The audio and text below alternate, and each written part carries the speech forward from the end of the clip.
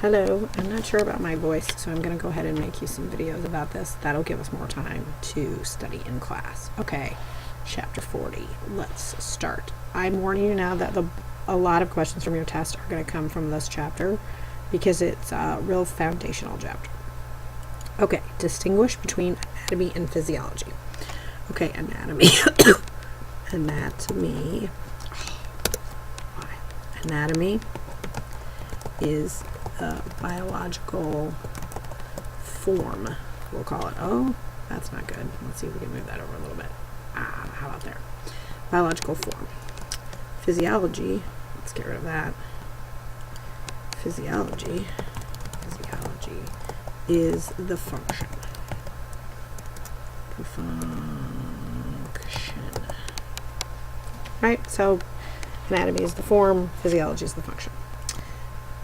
Okay, let's talk about how physical laws constrain the animal form. So as you increase in size, as you get bigger, things are going to have to change, right? You're not a sponge anymore. You're not a lancelet.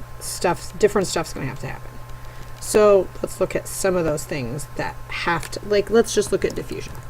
Okay, so our planaria had tons of surface area. If you're not a thin, flat thing, you're going to have to do something about diffusion. How are you going to get air in? How are you going to get air out?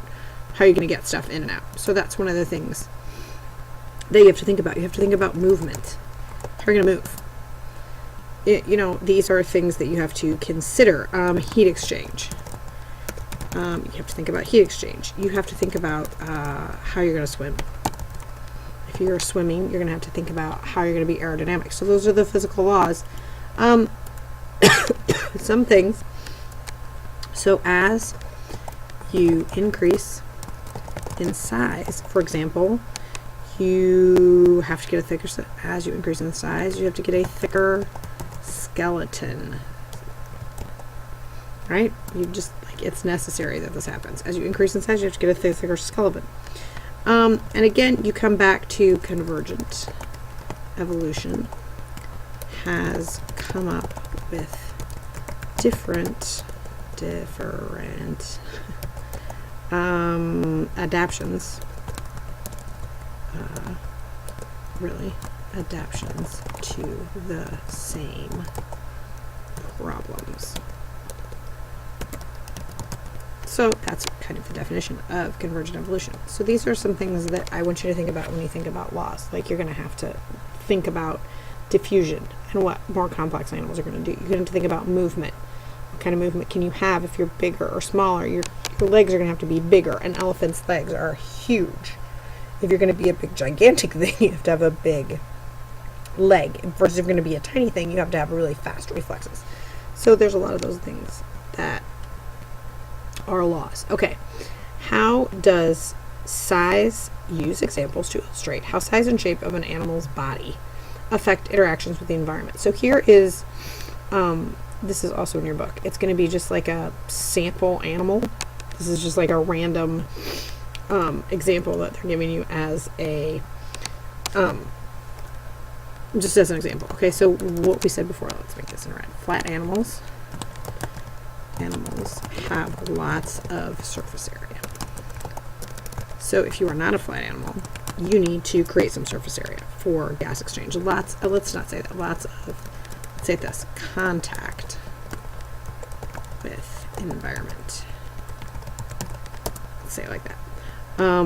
So more complex animals have to develop strategies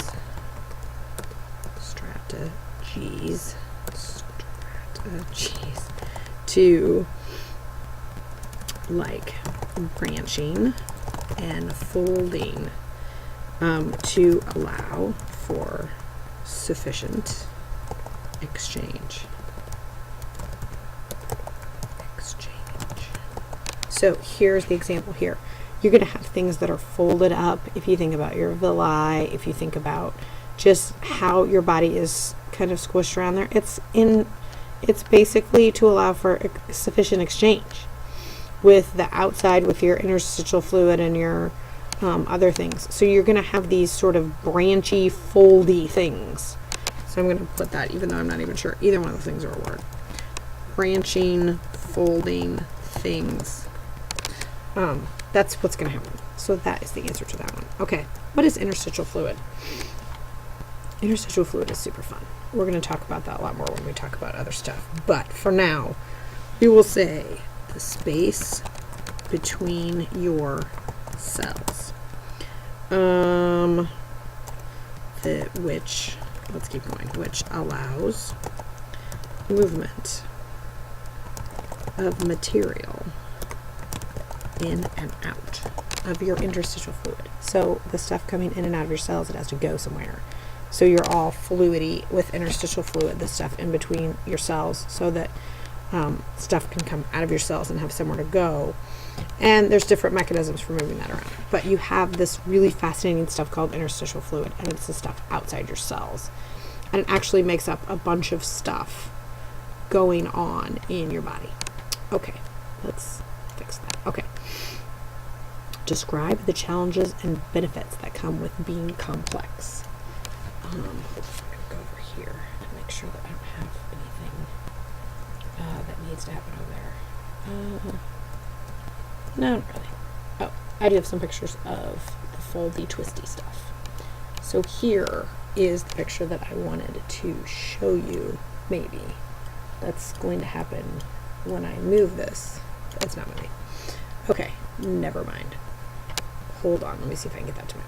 Okay, here's some pictures of your twisty, foldy things. Here's the lining of your intestines, really maximizing surface area. Here's some blood vessels in your kidney, and here's some lung tissue. Twisty, foldy things, as promised. Still have a cough. Okay, we'll get to this dog picture in just a second. Don't worry, the dog's coming. Okay, describe benefits that comes with animal form. Again, these are pretty intuitive, and the things I've been saying. So some challenges are going to be air exchange. How are you going to get air in and out if you're not a flat, skinny thing? You're going to have to think about how to do that. You're going to have to get cell exchange through your interstitial fluid and through other things. And you're going to have to think about movement, because you're big and you're complex, and you don't just move with the water. But what are the benefits? Obviously, there's a lot of benefits. You can move, you have movement, you have stability, you have safety, and different types of adaptation. So you can just think through those. Those are fairly intuitive. If I ask you that, I kind of want you to just come up with things from your head. So don't be too stressed out about those. 4 categories of tissue. This is the fun questions on the test, kids. Yeah. So you're going to have to look at the pictures in your book. I'm going to show you, but at the end of the day, you're probably going to have to study the actual book. Let's name the 4 main categories of tissue and a little bit about each one of those. Okay. Let's start with epithelial tissue. I'll show you a picture in a minute. Epithelial is this going to be the outside of the body. Lines, organs, and cavities. Oops. And sand, and seriously, and cavities. So I'll show you some pictures of this. This is your epithelial. It's the outside of you. It's fairly intuitive. It's outside of you. Connective. This is binds and supports other tissue. It connects other tissue, hence the name, connective tissue. Don't worry, we're going to look at pictures. Muscle tissue. We have lots of different types of muscle tissue, but typically this is responsible for all types of body movement. And it's made up of actin and myosin. This is going to be your muscle tissue. Okay. And then I have nervous tissue. This is going to receives and processes and transmits nervous signals. Okay, so there's the 4 main types of tissue. Let's look at what we have on the dog. There's the big giant dog. What dog? We may actually have to, oh, there we go, the 3 types of tissue. there's connective tissue. I'm not sure that this is the dog picture that I really want to talk to you about. There it is. And this is just the types of connective tissue. Come back to the dog. Okay. You just settle down there, dog. Okay.